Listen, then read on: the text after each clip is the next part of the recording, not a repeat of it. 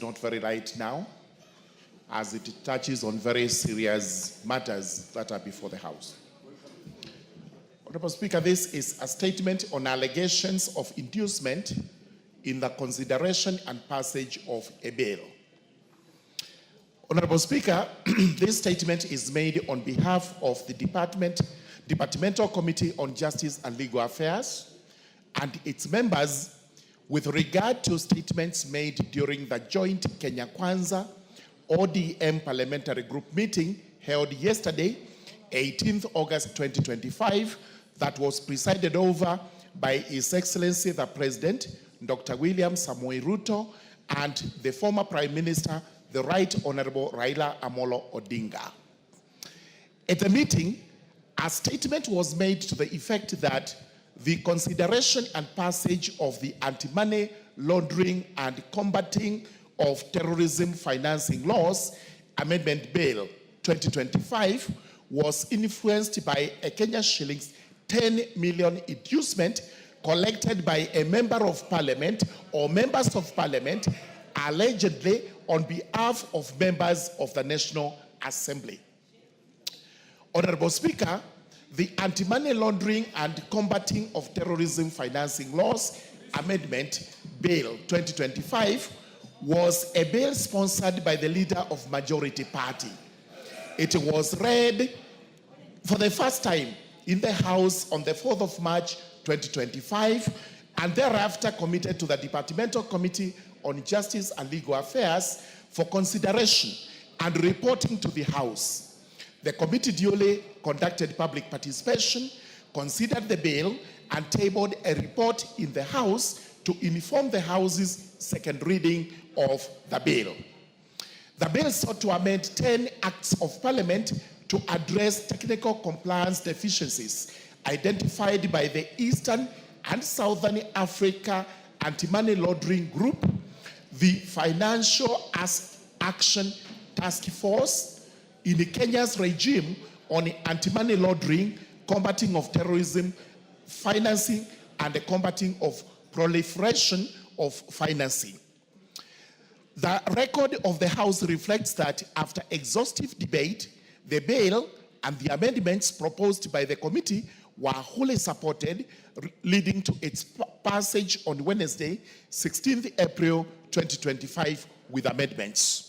Following its referral by the President with reservations on the term of the Office of the Director General of the Financial Reporting Center, the bill was passed by the National Assembly on Tuesday, 3rd June 2025, with amendments fully accommodating the President's reservations. On behalf of the Justice and Legal Affairs Committee, I wish to categorically state that the committee did not solicit and did not receive any inducement of any kind whatsoever from any member or quarter in its consideration of the Anti-Money Laundering and the Combating of Terrorism Financing Laws, Bill 2025, as alleged or at all. The Departmental Committee on Justice and Legal Affairs and its members are fully cognizant of the principles of leadership, ethics, and integrity which bind the members of parliament.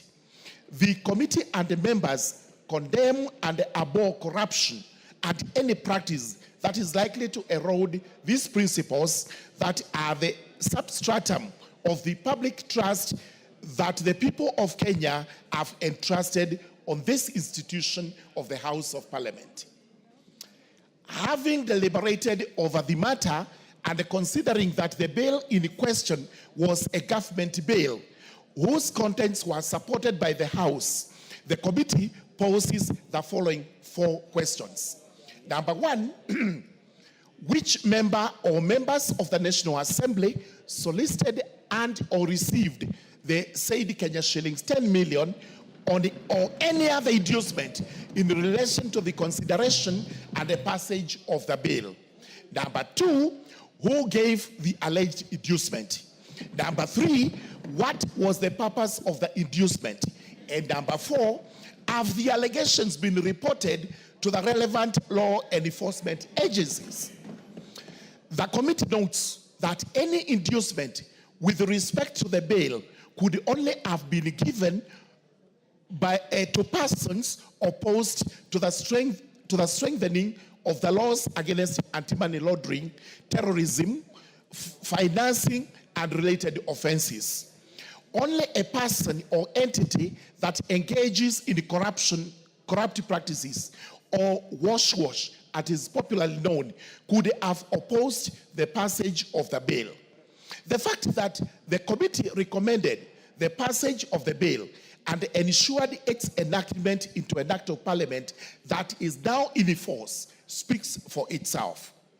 For avoidance of doubt, the position of the committee and its members is that if any member of the National Assembly or any other individual solicited and or received any inducement with respect to the consideration and passage of the bill as alleged, the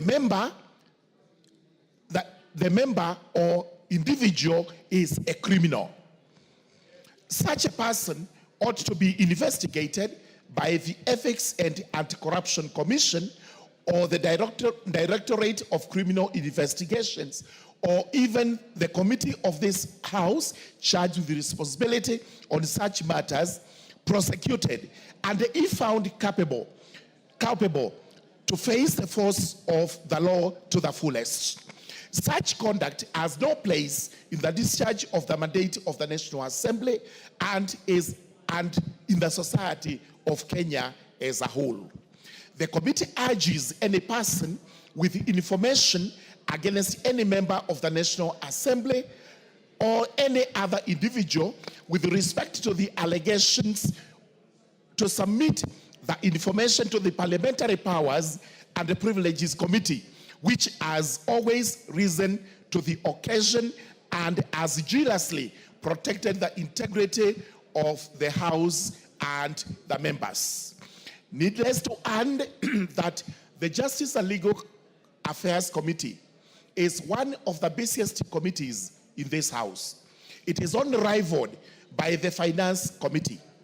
These two being the busiest have always and will always resist any temptation, any advances that are made to induce the committees with the finances or any other form of material inducement, because the dignity of this House must be maintained at all times. Thank you, Honorable Speaker. I beg to lay my statement. Thank you very much. Before I sit, Honorable Speaker,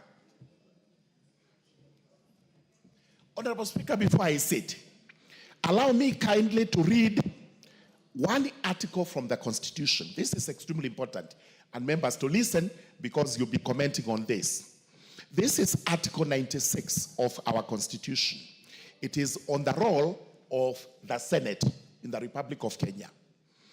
Number one, the role of the Senate represents the counties and serves to protect the interests of the counties and their governments. Number two, the Senate participates in the lawmaking function of Parliament by considering, debating, and approving bills concerning counties as provided by Articles 109 to 113 of the Constitution. The most important is at sub-Article 3. The Senate determines the allocation of national revenue amongst counties as provided in Article 217 and exercises oversight over national revenue allocated to the county governments. So, emphasis is on sub-Article 3 on oversight. Thank you very much, Honorable Speaker. I beg to lay. Thank you, Honorable Member Murugara. I promise to give Honorable Wandeto. Is he in the House? Honorable Wandeto, on the basis that he had a motion of adjournment, which was